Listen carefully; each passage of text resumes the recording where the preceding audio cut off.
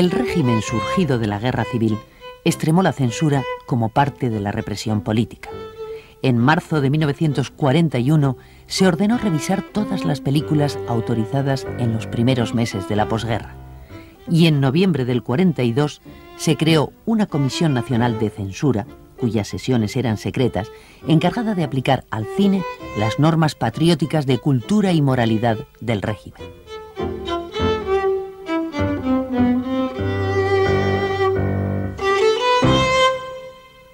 Repasar las hojas de censura de los censores de aquella junta famosa de la dictadura en la posguerra es como leer un juguete cómico o unas poesías festivas, porque se llegó a unos extremos tan absurdos, tan ilógicos, que hoy no puede más que divertirnos. Usted sabe, por ejemplo, que en ese Mi hombre de Benito Perojo el censor suprimió la voz de un vendedor de periódicos solamente porque gritaba «La libertad, el liberal».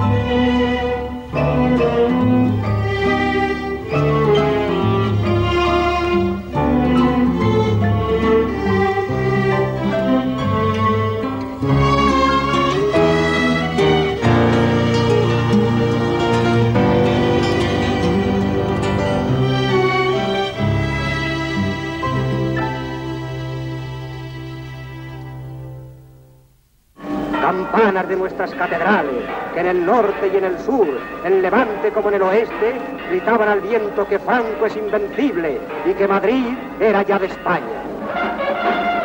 Por la calle de la Princesa, por el paseo de Extremadura, camino de Atocha, van los soldados de España a apoderarse de Madrid. La Gran Vía les da su abrazo de bienvenida. Madrid, el corazón de Madrid, es ya de Franco. Uno de los letreros que campeaba en las cárceles era que el penal debía de tener la exactitud de un banco, la caridad de un convento y la seriedad, no me acuerdo de qué otra cosa era. Sí, y la seriedad de un cuartel. La seriedad de un cuartel, la exactitud de un banco y la caridad de un convento.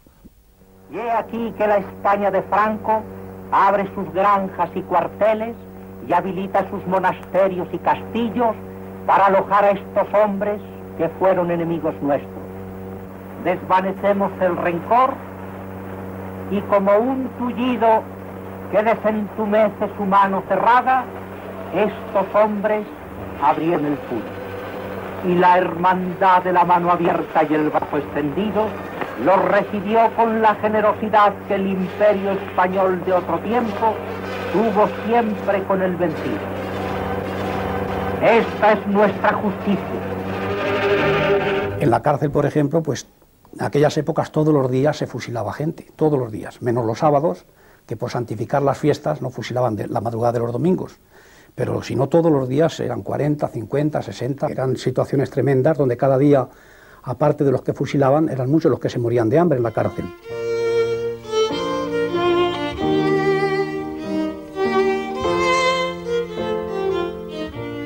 Incluso Himmler, cuando vino a España y vio la política de Franco de castigo a los republicanos, se quedó asombrado. Dijo, ¿pero qué están ustedes haciendo? En el año 42 todavía fusilando gente, ¿pero qué es esto? Se fusila a los cabecillas el primer mes y luego se integra a la gente, como ha hecho Hitler en Alemania. Hasta le tenía que poner de ejemplo a Hitler. Queremos libertad, pero con orden. Y consideramos delictuoso todo cuanto vaya contra Dios o la moral cristiana, contra la patria o contra la social. Había el deseo de sustituir la democracia liberal y parlamentaria, a la que se detestaba por parte de los vencedores de la guerra civil, por la democracia orgánica o social, donde la participación estaba en la familia, en el municipio, en el sindicato y en las corporaciones profesionales.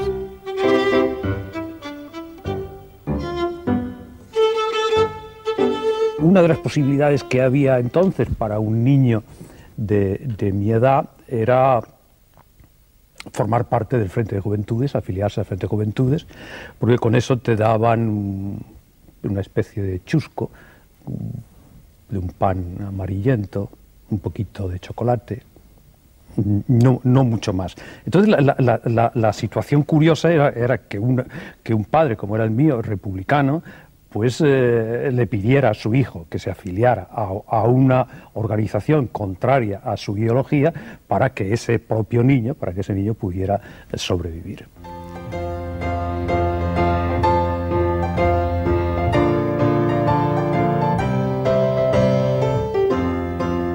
Cuando terminó la guerra civil, hubo una orden drástica de las autoridades militares a su entrada en Barcelona, por el cual todo material cinematográfico quedó incautado. El Servicio de Recuperación del Ejército se apoderó de ello, se lo cargó en camiones y en medios de transporte, lo llevó a Burgos y lo entregó al Ministerio de Jornada, que era un poco como si fuera el superministerio y al que correspondían las cuestiones de contraespionaje, de control ideológico, etcétera, etcétera. Las imágenes de los documentales requisados sirvieron para identificar y posteriormente detener a centenares de personas. Con ello, la censura quedaba directamente unida a la represión política.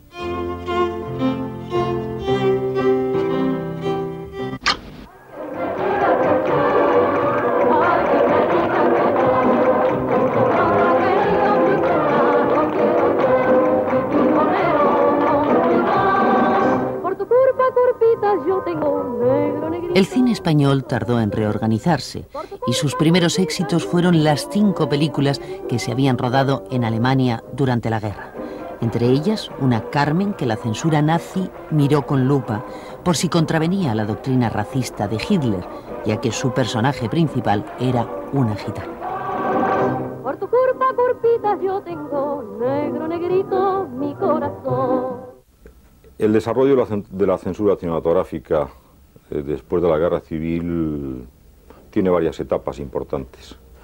Hay una primera etapa, fruto del final de la guerra y del resultado de la guerra, en donde la censura es muy férrea, tanto para películas importadas como para qué tipo de películas pueden exportarse.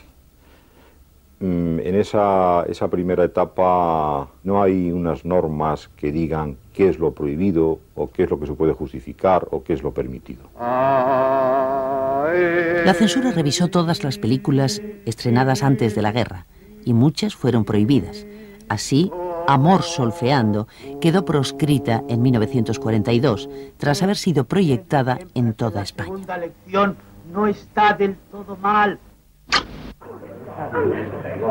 En Don Quintín el Amargao, cortada ya en el 36 por la Junta Censora de Sevilla, se suprimieron los planos de una pintada con la hoz y el martillo en una pared de fondo. Maldita su vida mala, malditas todas sus horas. Querida Rosa, en estos momentos en que seguramente me necesitas... Rinconcito madrileño fue prohibida en el 42 por contar la historia de una madre soltera. Te abraza tuyo, Mario. Bonita eres, chiquilla. Tú no sabes las penas que yo estoy pasando por no poder besar esa carita de Azucena. ¿Cuánto te quiero? Váyase usted, señorito Juan. El relicario sufrió varios cortes en el 39 antes de ser prohibida por orden del delegado nacional de propaganda en el 45. La Junta de Censura inicial tenía un presidente que era nombrado por el Departamento Nacional de Cine y tenía 3 vocales. El cura, el militar y el falangista. Eran las 3 patas del poder. La traviesa molinera, hoy desaparecida, fue calificada de anticlerical y despojada de una secuencia en la que un obispo cantaba una jota.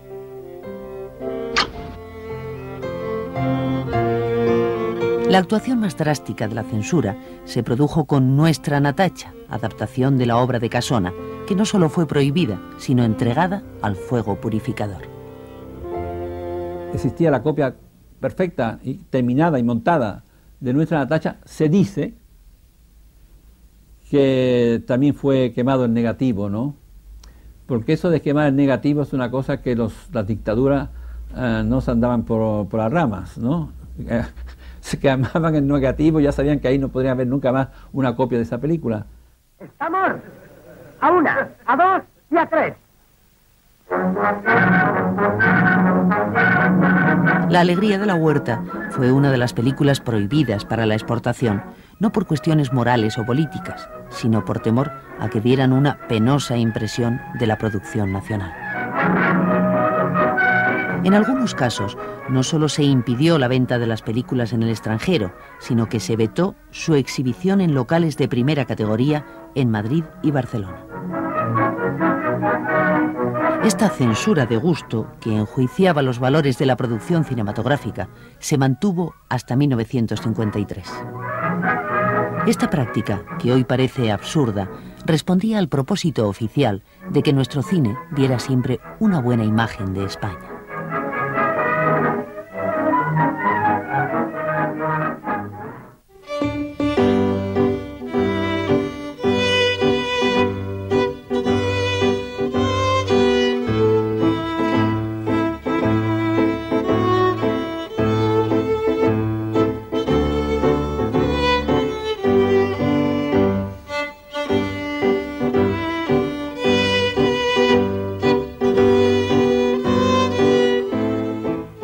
La censura previa de guiones se crea el 15 de julio de 1939. Entonces, en principio lo leían un censor, que era normalmente Francisco Ortiz Muñoz, o Magariños, o Luis Gómez Mesa en los primeros años. Y entonces, bueno, pues leían estos guiones y en unas hojitas aparte emitían su informe. En los archivos de la Administración descansan los guiones que fueron víctimas de la censura y no llegaron a realizarse, como Enemigos mortales, He visto a fantomas, Ha entrado una mujer o La gitana rubia, títulos, entre otros muchos, a los que pertenecen estas páginas.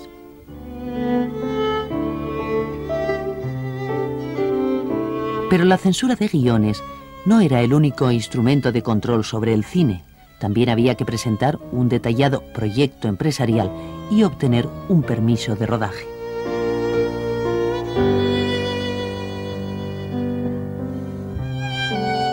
En febrero de 1940 se creó un departamento de cinematografía en la Dirección General de Propaganda, encargado de autorizar los rodajes y presidir la censura. Desde los ministerios de Gobernación e Industria se trazaron las pautas oficiales de nuestro cine. La censura y la protección son dos caras de la misma moneda y definen la labor intervencionista del Estado. La censura tiene, llamemos, tres mecanismos. Uno de prohibir. Prohíbe las películas y punto. La otra opción es el corte parcial e incluso muy amplio. Y la tercera opción es película condenada a no ser de interés especial y a no tener protección, entonces la película se hunde. Tropas alemanas de reconocimiento en el Cáucaso. El arte de la guerra presenta a veces espectáculos tan bellamente impresionantes como este. Fruto de los planes oficiales para el cine, a principios del 43 se fundó el Nodo, destinado a ejercer el monopolio de la información filmada. Nodo se creó como prohibiendo todos los demás noticiarios. Directamente no existía censura en el Nodo. Nosotros vivíamos del ambiente, lo conocíamos, nos autocensurábamos, no íbamos a ir a los barrios bajos o a los pueblos a rodar el que se vivía en malas condiciones e incluso que literalmente se pasaba hambre. Ni se nos ocurría. Y si había huelga de tranvías en Barcelona, pues como si había la verbena de San Juan. ¡Capitán Butler! ¡Capitán Butler! ¿Por qué me haces tanto ruido, chica? Tengo un regalo para el Capitán Butler, señorita. Capitán Butler, baje que tengo que hablarle, señor. ¿Qué ocurre, Prissy? La La señorita Carlota me manda a decirle que ha tenido un niño, la señorita Melania. Y un niño muy bonito además. Y le hemos asistido a la señorita Carlota y yo. Durante la posguerra, la cartelera española registró notables ausencias. La más llamativa fue Lo que el viento se llevó, que no pudo estrenarse hasta 1950. Muy bien ahora que todo ha terminado. Sí, ya me lo figuro. Y los yanquis ya vienen y la señorita Carlota dijo que... En 1943 se reguló la importación de producciones extranjeras, otorgándola a quienes rodaran películas de interés oficial. Se estimulaba así el desarrollo de un cine franquista, a la vez que se extremaba la rigidez de la censura. ¿Alguna de vosotras sabe dónde puedo robar un caballo para hacer una buena obra? Así, en Furia, de Fritz Lang, se suprimió un diálogo sobre la libertad de expresión y las garantías constitucionales. Los ejemplos de cortes y prohibiciones por motivos políticos o morales serían interminables. Oh, dis-moi, chérie, tu ne m'aimes plus. Embrasse-moi là dans le cou comme j'aime. Dis ça, chérie, je t'en prie. Embrasse-moi, chérie. Je veux que tu m'embrasses. Embrasse-moi là. Oh, chérie.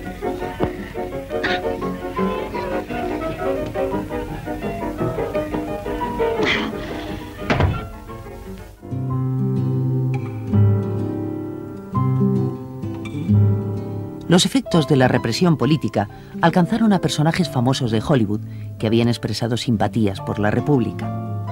El 2 de abril de 1940 quedó prohibido citar en la publicidad a 29 cineastas americanos. Es decir, por ejemplo, una película de Chaplin no se decía que era una película de Chaplin, sino se decía una película del cómico, del bigotito, el bastón y el bombín. O una película de Joan Crawford se decía por la película de la célebre estrella de los ojos más bonitos de Hollywood.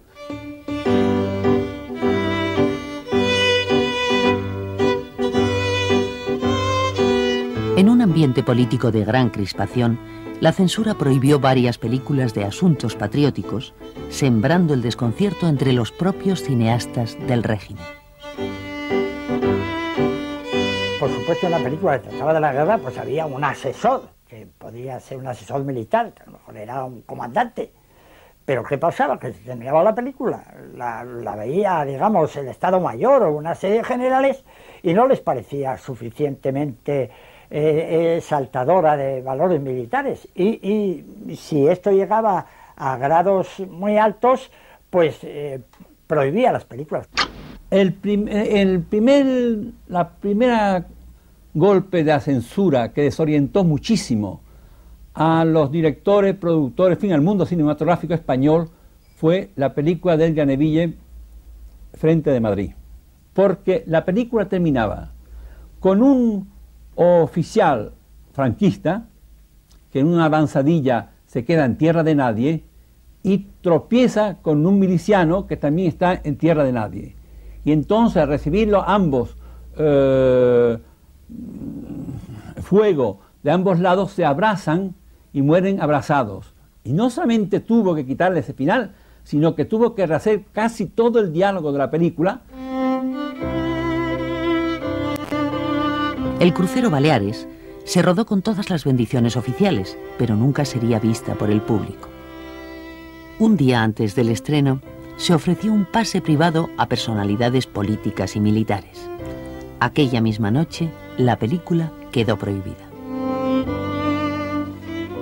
Contaban, creo que contaron varios, que los extras que hacían de marino a tenerse que hundir el barco, se tapaban así la nariz para poderse meterse en el agua sin ahogarse de verdad. Y Carrero Blanco puso el grito en el cielo y prohibió la película. No solo la prohibió, sino que mandó quemar el negativo. Hubo una película llamada Rojo y Negro, una historia de amor entre una joven falangista y un joven comunista. La película la autorizó de censura y se estrenó. Pero cada pocos días, presiones de las alturas obligaron a retirarlo de cartel y se retiró y desapareció, porque pareció que era demasiado fuerte mostrar a una falangista que tenía un idilio con un comunista, ¿no? ¿Es cierto lo que dice el tío Manolo, de que los marinos y los militares cuando van a morir se ponen de gala? Así es. Si se ponen de gala para sus grandes actos, ¿cómo no lo van a hacer el día más solemne, el de su muerte gloriosa? Cuando le corresponde a uno morir, se muere con toda la arrogancia, con toda la despreocupación y con toda la grandeza. Con guión del general Franco, Raza se convirtió en modelo de cine político.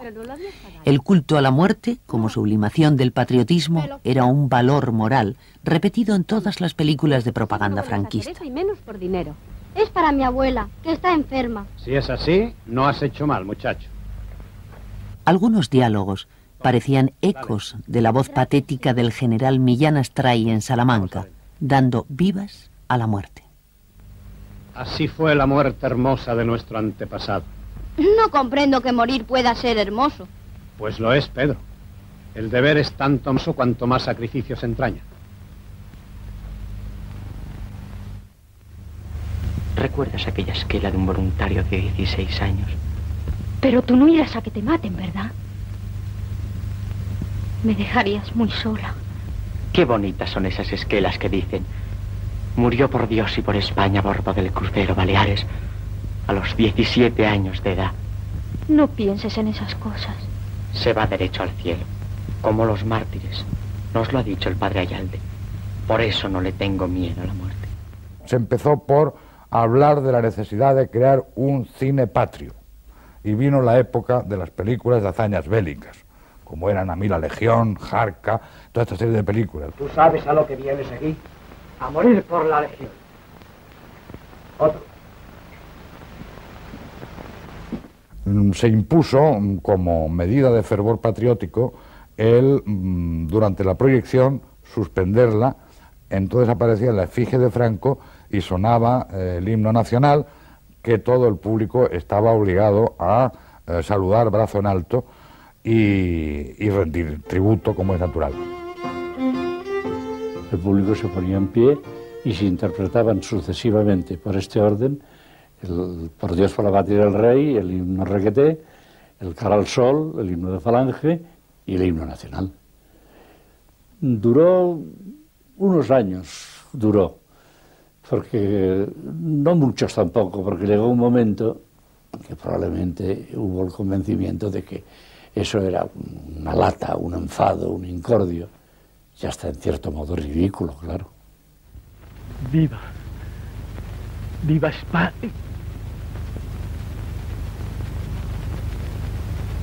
Pero pese a tanto derroche de fervor patriótico, este cine oficial tampoco quedó a salvo de las tijeras de la censura.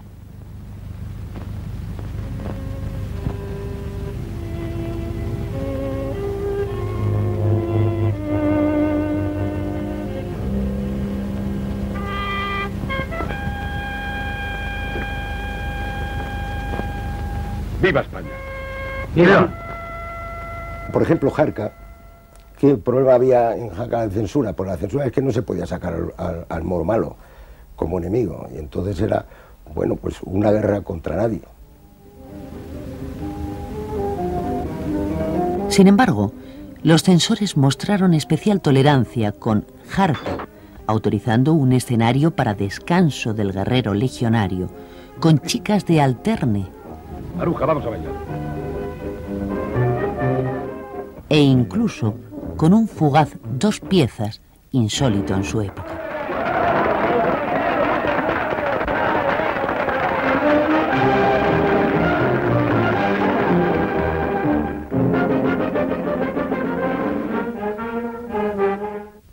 Es mucho lo que dejo, Marisol. Y hemos estado juntos tan poco tiempo. No importa, José. Nuestra vida. Aquel fue un cine sin besos, con menos escenas de amor que de guerra, en unos tiempos que España vivía sometida a la disciplina de un cuartel y a la moral pública de un convento. Adiós, Marisol. Adiós, José.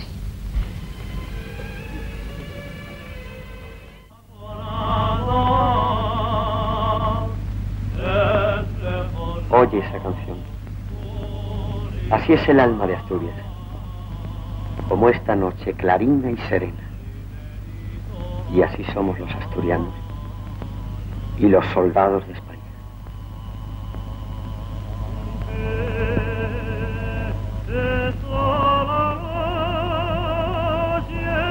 Ya será tarde, María Victoria. No te marches. No, José, ya no.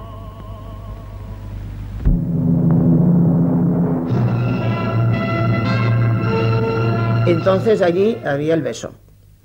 Pero te decían volver la cabeza, que solamente se veía el pelo de él, o el pelo mío, lo que fuera, para que no se vieran nunca las bocas juntas. No podemos evitarlo.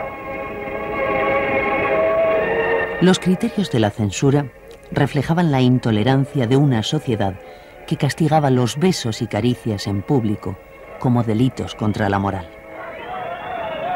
Un arrumaco en la oscuridad de un cine suponía el riesgo de figurar en las listas de pecadores que muchas parroquias hacían públicas, o incluso recibir un castigo físico a manos de fanáticos vencedores de la guerra, convertidos en policías del alma. Nosotros vamos a comprar. Un amigo mío en Valencia que estaba con su novia en un cine en plan cariñoso, pues fue detenido, a él le cortaron el pelo al cero y a ella le dieron una buena dosis de aceite ricino. No olvide usted que es una posguerra además civil, de guerra civil, pero la manera de ejercer la censura me pareció un poco desproporcionada. Y ya me lo pareció entonces y me lo sigue pareciendo ahora.